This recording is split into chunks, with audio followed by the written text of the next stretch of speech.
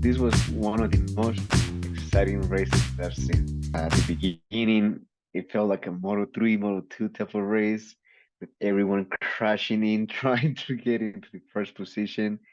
I think everyone understood the assignment, block out Vinales, don't let him be in front.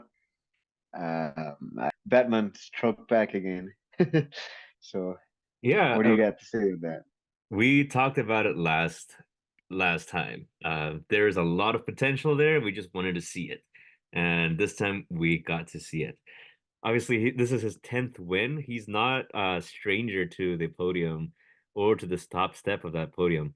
So it was just a matter of time for him to come back. He's the first person in since the modern era MotoGP to win a race with three different manufacturers. And he's had it in him for a long time, and so it's good to see that.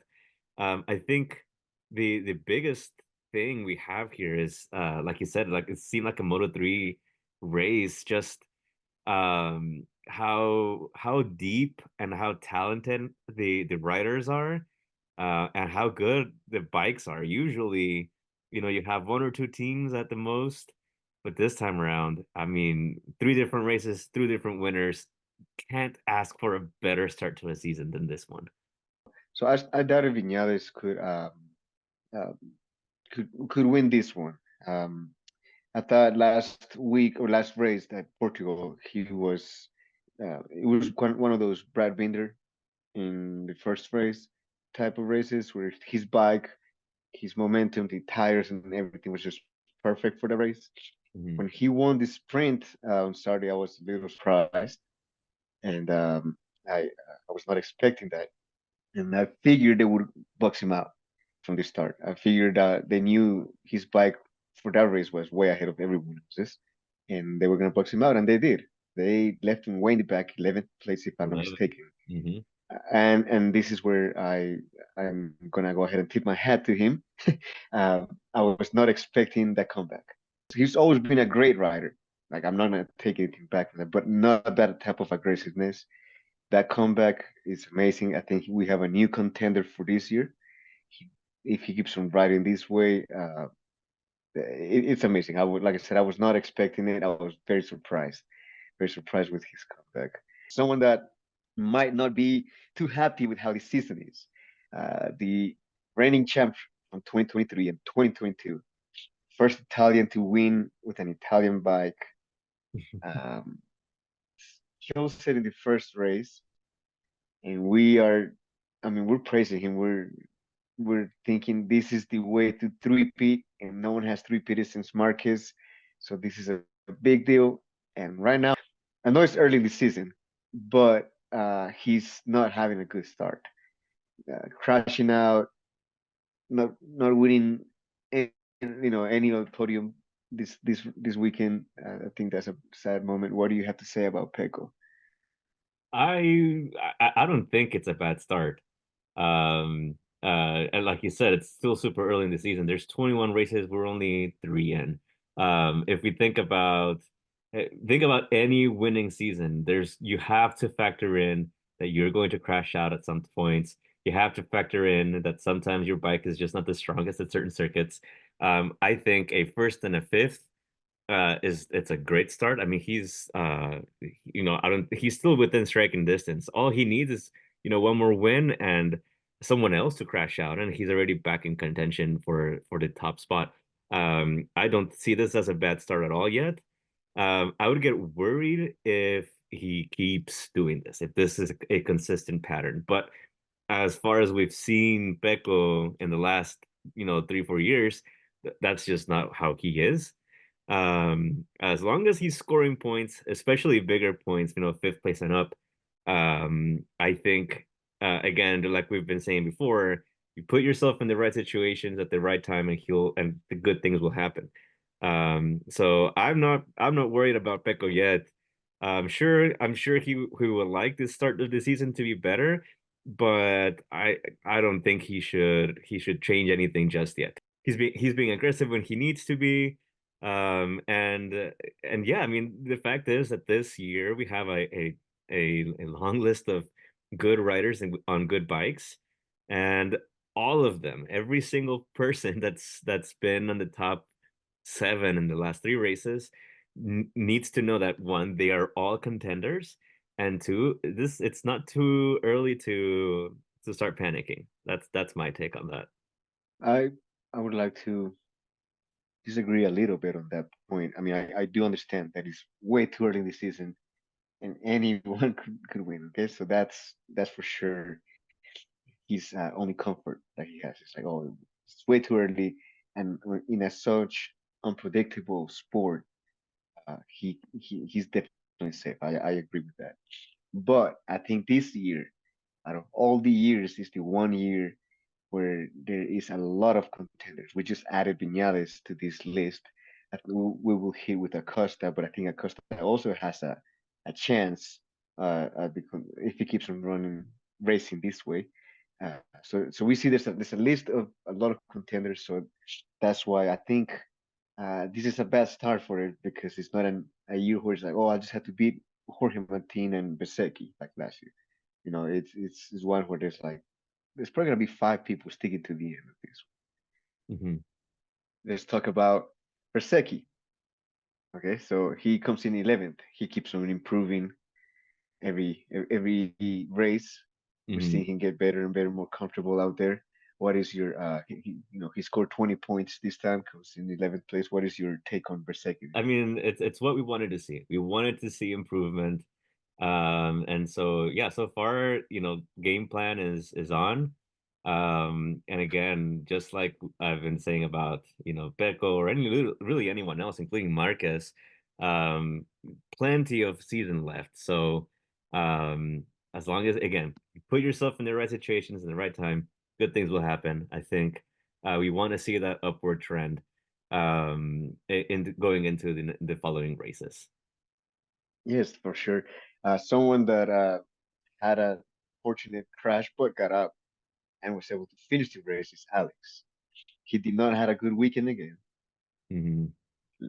I know you are doing more critique of him, so I want to get your Yeah, I think again, really early in the season, but the thing is that consistency, right? We haven't seen an upward trend. He started well, and every single race after that has been kind of a letdown.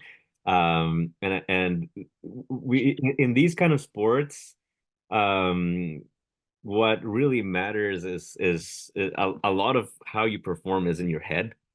And so being able to be consistent. And so what really is concerning to me is not that it's that the season is getting away from him or anything. There's still plenty of time to fix this. It's just the consistency of how of his performances have been a downward trend. What I want to see is a consistent trend of improvement somehow. That's really what it boils down to. And so, yeah, I still think he could be performing a lot better. It's again not too early to panic, but I would like to see him get in the right headspace sooner rather than later. definitely, like you were saying, a lot of this is a mental game. So I want to talk about Brad Binder. We've seen him being consistent this year. He's been what I've called the surprise of the year. But this weekend he did not have a good race. Although he does come in, he gets good amount of points. He's coming in sixth place, scoring 49 points. Uh, but he did have a broken foot. So I think that's another, like you were saying, plays a lot with your mind. You're kind of scared to going too hard. You don't want to, be out of for the whole season because you made the wrong pass, especially on this race that is so aggressive, requires so much out of these riders. What's your take on Bender?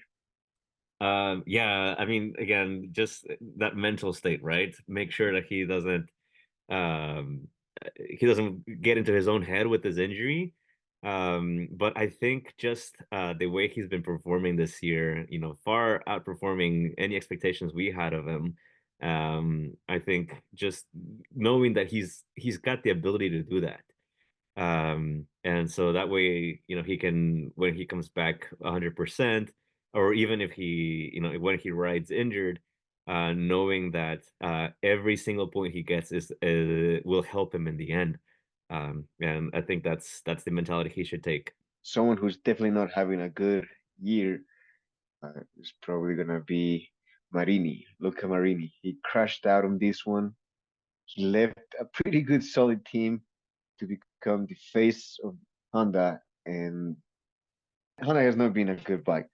So, I mean, obviously, he's getting paid quite a good amount of money, a lot more money than what he was getting. But I don't know how happy he would be. I know his contract ends in 2025, so I don't know if Honda has the time to improve his bike to make him happy enough to stay there. I think he's regretting his stay. Obviously, he's probably thinking, well, I got some extra money in my pockets. But if Honda doesn't improve, I see him leaving. What do you think? Yeah, and we'll get into silly season here in a little bit, but yeah, I think I agree with you. I think Honda needs to get it together. And we've been talking about this every single race since testing, really. And so I think that's really important for however things are going to end up. But we also know that with the right rider, even that Honda can be in the middle of the pack. I mean, Marquez last year, the years before that, he was out there really pushing that bike. And so what I want to see is his improvement. What is he learning? How is he applying that to the bike? Obviously, the bike is a big issue, but at any given race is an opportunity to score some kind of points, and I think that's what he should be focusing on at the moment. Yes, definitely. Like you were saying, Marquez was able to do a lot more with the bike than what these Honda riders are doing, and I think that comes to show how much and how important it is to be one of those top generational riders. And this year we are getting lucky to see another one coming up. And I think it's the right time to talk about Shark. I think we could all hear his music coming behind everybody. Although this time he was leading. He started from the beginning. I didn't think he would hold on to the lead for that long, but he did. He's doing this on a non-Ducati, non-Aprilia. He's doing this on a KTM from a satellite team. Um, I think, I mean, the way he's riding definitely does not look like a rookie. He does not look like that this is his first time riding a MotoGP. It reminds us a lot of great names that did that on the rookie season, like Marquez, like Stoner, uh, you know, Rossi, all those guys that since day one they were super good. And I think he's showing that he's one of those guys. First, I mean, he's the youngest back-to-back podium winner, and he was very close on taking that the first place from Marcus as being the youngest. So hey, I think he's coming for that's the most sensational Spanish rider title that Marcus has, and he's hungry. What is your take on Acosta? Yeah, I think his strategy for this race was the right one. He took the basically the same strategy that Pecco got in Qatar and try to lead the race from the front, pushing the other riders to make mistakes, to wear their tires out and to try to catch him, while still maintaining a good form. And I think for a rookie that worked exceptionally well. And yeah, like you said, he's a bit of a generational talent for sure. And I'm just looking forward to himself, putting himself in the right situations, putting himself in, within striking distance of the top of the leading pack. And that's how you get the wins. I'm so sure that his first win is not very far away. Of course, everyone around him wants to make sure that doesn't happen. And I feel like in the back of his mind, Marcus wants to keep those records that he has. Every single person who has broken records, dreads that moment when someone new comes in and takes your records.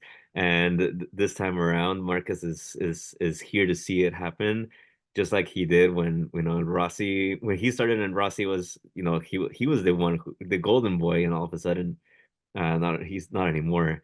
And so I think that's one of the reasons that Marcus pushed. He's looking for the limit of the bike and all of that. So this is exactly what Acosta was trying to do. Make other people make mistakes. And I want to see him doing that more. I want to see him leading.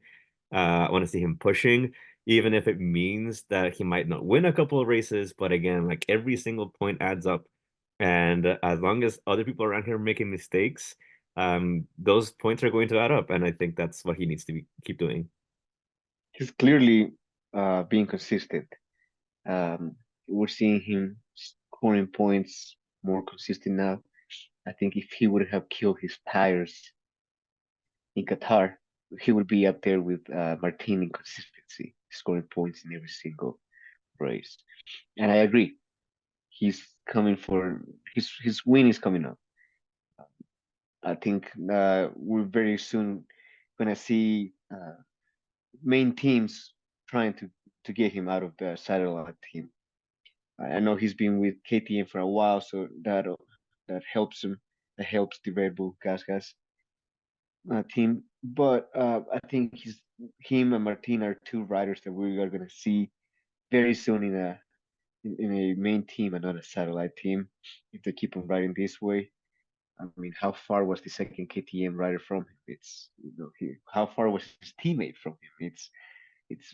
He shows how great of a rider he is.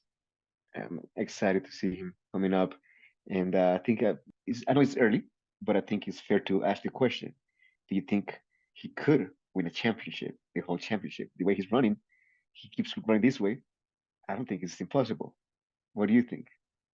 It's not impossible, but it's too early for me to make a call. There's just 19 races left. Like we'll be racing in here, until the end of the year. There's just way too much that can happen. I think again, it's just about him being maintaining that consistency, that hunger. If he can do that, then yeah, he can put himself in the best position to do that. But at this moment, obviously not impossible, but it's going to be a hard battle, and a battle that I'm definitely looking forward to for sure. But it's going to be hard. I think it's not out of the question for sure. Let's go ahead and talk Ducati. So now we have La Bestia making some good points on Bagnaia. And he's actually starting to seem a little better in that Ducati than what Bagnaia has been looking. So I want to hear your take on La Bestia, on Enea Bastianini. What we're seeing here isn't just La Bestia going for as much points as he can, as much of the championship as he can. He wants that factory seat. And so, he's going to want to beat the only rider in Ducati who has a seat for next year. All of the other seats for Ducati are up for grabs. And by targeting the one person who has a seat, that's setting him up for a good chance to get the factory seat. And so yeah, no, I think that's he needs to stay aiming high to make sure that not only he gets as many points as possible, as many championship points as possible, but he ensures his future at Ducati. Yeah, definitely. Like you're saying, we're going to talk about contracts and all that stuff here soon. But the seat that he's going is definitely is for Pecco seat, and you can see it. There's other riders that might join Ducati. I think it's nice if we talk about some of them now. For example, Martin. Martin is still the leading scorer of this season so far, and he's still being the same consistent guy that we see up in podiums either via sprint race or a race or Sunday. But he's still the one making all the points. And what is your take on Jorge Martin? Yeah, and we said it the last couple times we talked is, he's doing all the right things. I think right now it's just, just like Vinales and other writers in the grid, just stick to the game plan. This is working. This is working well. He's leading the championship. Again, just 3 races in, but they've been very consistent. While, people, the past winners have not stayed at the top of the podium, he's been there. And so again, put yourself in the right position and the right time, that good things will happen. And so just stick to the game plan. I don't think we're gonna see him in a satellite bike next year. I think his talent is definitely calling for a seat either in Ducati or another main factory team. Um, let's go ahead and talk about the king of COTA, the guy we were expecting to win, the guy we saw him race an amazing sprint, even though his bike looked a little bit shaky. He gets second place on the sprint, and then race day comes, and he's racing to win it. He's racing aggressive. He's crashing with other people in the beginning, like everyone else, but he was able to come out. His bike just falls under him. I think this actually builds up, if anything, his confidence. He's realizing that he is a contender for the championship. He's not just a top five now; he's actually top three. Uh, so like we've been saying, the season is very early. He's able to fix the little hiccups that he's having here and there. I could see him definitely top three at the end of this season. What's your take on Mark Marquez? Yeah, what's made Marquez good throughout his whole career from Moto3 is the way that he gets the bike he's on, he finds the limit, and then he adjusts his riding style to raise that ceiling. He's been doing that since Moto3.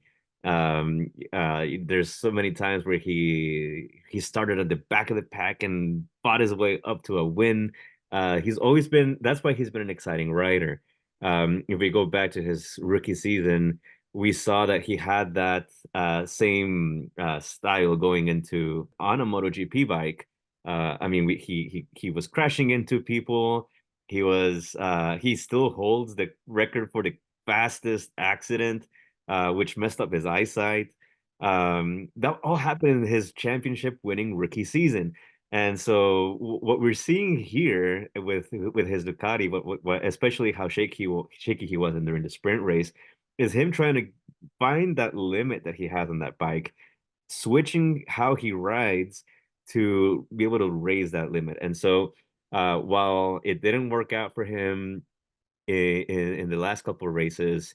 I think that's exactly what he needs to be doing. That's what I told you about his performance in the first race. He was very cautious with it. I don't think he learned anything new about the bike during the race in Qatar. He went with what he knew. It performed well. He got fourth. He was happy with that. He knew he wasn't comfortable with it, but he didn't learn anything new. And I think he's learning new things in the last couple of races. And that's what I want him to do because that's what makes him great. And it's how he won his rookie season. He had a shaky start. People didn't like him. He was aggressive and getting into positions that weren't, orthodox. And I think that's what needs to keep doing. He needs to find that limit and raise it, and that's what he does best. And I can't wait to see him doing that more. I think it's time for W's and L's. I'm gonna let you go first. Give me your top three W's and your top three L's. I think the one that really matters is Vinales coming in and delivering on the potential he's been showing, staying on the bike and being aggressive. Top W for me right there.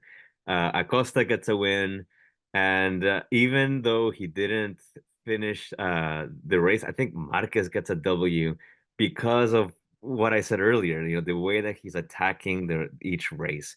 To me, those are the W's.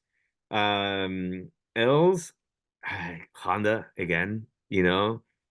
What's going on down there, down at the bottom of the grid? I don't know. And honestly, Zarco and Yamaha also has been, completely invisible. There's just so much invisibility there. Um, and yeah, I think those are I think my L's. I know you asked for three, but I think those are my L's. Honda kind of covers everyone at Honda there. To me it's just unacceptable. We need to see them improve. The way that Yamaha has, the way Vinales, the way they just need to improve, and I just don't see that from any of the riders. What about you? Do you think Vinales brings back the Batman? I think Vinales needs to stay consistent. I love this upward trend. Don't get me wrong. That's what I want to see. I'm a Vinales fan, since he was in Yamaha with Rossi. But he needs to stay consistent. That's been his whole deal. Since even at his best, when he was leading the championship, the last year that Rossi was competitive, he was leading the championship beginning of the season, just dropped off. And so what I want to see is for him to get grab this momentum and keep it. That's what he hasn't been able to do, and I want to see him do that. Yeah, so definitely the first W goes to Vinales as well. Like I said, I was not expecting him to be able to win the race after he was boxed out by 11 riders. I was very surprised, and by the way he came back and made those aggressive passes. So I said the pass on Pecco, on Martin, and Costa were very very nice passes, especially on such a hard, demanding track. It's a very demanding track, and obviously Acosta, he is my second W. He is running the race like if he's not a rookie. My third W, I'm gonna give it to La Bestia, to Enea. His third race that he's actually doing very well. He's improving every single race, the improvement that we've been talking about. He's showing everyone that he is the rider that we thought he was whenever he was hired to be the face of Ducati. Um, so I think he definitely takes my third W. Uh, L's. I'm gonna give my number one L to Pecco. Last race, I gave him a bonus L just because I was my comments were he's treading very fine line in this race with too many contenders. There's no room. There's not that much room to be making mistakes. And these two races where he's had mistakes. So I think that could really bite him at the end. So I think he takes my first L. My second L is gonna be going to Nakagami. I've been really harsh on him. I don't not seeing what what I think he could bring to the table, but obviously he is on a Honda bike, and Honda is bringing another L again for me. I mean, if you look at all the riders that Honda's riding, they're not even close. Yamaha actually looks a little better than they do once again. So yeah, I think Honda takes another. I think Honda had like two or three people who didn't finish this race. So yeah, that's not good. That's not a good look. So let's talk about Spanish MotoGP. We know Viñales did very well last year in there. I think the pressure goes to him now. The spotlight goes to him to win it again. I think the way the Aprilia was looking so much stronger than all the other bikes says a lot. And the way that he's running in a confident, aggressive way, uh, I'm gonna go ahead and that's who I believe can win the next race. And I'm gonna go ahead and say Acosta gets a podium again. As I predicted that last time, and he got a podium, and I think he is gonna get a third podium in a row. Those are my predictions for the Spanish uh, MotoGP. And I do think Marquez beats my third one is going to be I think Marquez beats Pecco again. What are your predictions? I predict a resurgent Pecco. Pecco needs to come back. Pecco needs to grab the same energy he had in Qatar. I think it's important for his mindset. I think it's important for him to at least get a podium. He doesn't need to win it. He just needs to be strong enough to get a podium and strong enough to make an impression on the rest of the riders. And so I'm pretty sure that that's exactly what his team is going to be working on this week, getting everything they've been learning from the last couple of races. And we know that the one before this, was kind of a toss up. We're not sure what could have happened if he hadn't crashed. Obviously he wasn't in a good position, but again, like things change in a motor in a during the length of a race. We don't know if he was supposed to be trending up. Um, this race though, he wasn't trending up at all. I'm sure that's going to be the focus of his team leading up to the race. I think Marquez wants to stay on the bike but he wants to win. And so I'm looking for a top four finish from him. I want to see him on the podium. It's been a while and I really want to see him on the podium. But I think that's the goal. The goal for this race is going to be stay on the bike. And so I think with those two working for basically the same goal is to, make an impression, get some good points, get hopefully a podium. It's going to really leave the rest of the top seven that we've been seeing into a big battle to a big battle. I think it's going to be interesting. I think we're going to get yet another different winner this time. I'm not sure I can say who, but I feel like I can guarantee that it's going to be someone completely different again. That's my Who do you think? I I mean, don't obviously, there's not even money being put on this because it's so unpredictable. But right. who do you think has the win? Seeing Vinales run their last year and seeing his run this week, seeing Pecos, like you were saying, Hunger, Yeah, I think Marcus Hunger. Vinales has a good chance. I think it's also a good race for the KTM and Aprilia guys. I think this is the week that KTM Aprilia look for their win. Brad Binder and Acosta. I think I wouldn't be surprised if I saw any of them on the top set of the podium. That's some good predictions there, man. All right, everybody, leave your comments down below. We want to hear your W's, your L's, your predictions, your crazy takes. We want to hear everything. Please let us know. And obviously, if you have something you want us to cover, please let us know. And we will be talking about silly season in a different episode. So keep on the lookout for that. Thanks for tuning in.